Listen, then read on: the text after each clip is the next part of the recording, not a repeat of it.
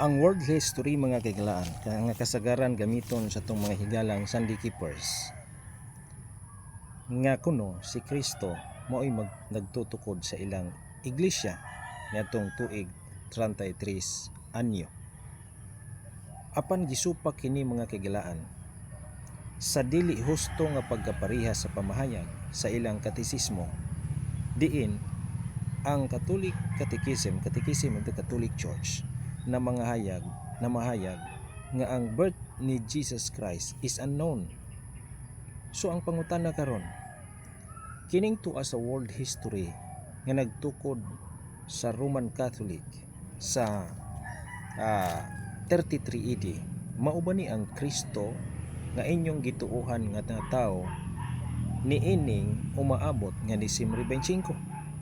Apan nganong wala i-confirm sa Catechism of the Catholic Church, nganong miingon man siya that the birth of Jesus Christ in December 25 is unknown? Bisan si Saint Agustin mga kaigalaan, wala siya mupasalig nga kana mo'y natawhan ni Ginoong Hesukristo. Gani miingon siya nga kana siya mo'y birthday ni Sol Invictus nga anak ni Semiramis. Mga higala o mga kaigsunan, mamalandong na taniini nga kapanahonan karon.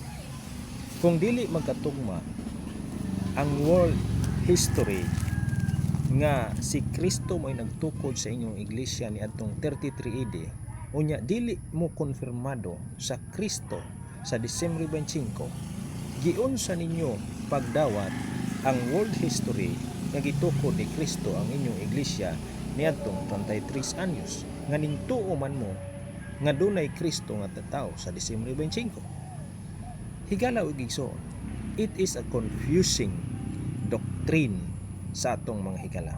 Kining ato mga kaigsunan usa lamang kapagtuon, wala tay katuyuan nga manghilabot kung dili atong gipamahayag kung unsay sakto nga kamatuoran arong atong makabot ang kaluwasan. Tungod kay nagkahulugan kini sa kinabuhi ug kamatayon nga kung musipya ta sa pagpili niini, mungadto ta sa kalaglagan. Igsoon mamalandong ta niining dispiras sa giila ninyo nga Pasko. God bless sigala ug ang Dios magpanalangin sa matag usa.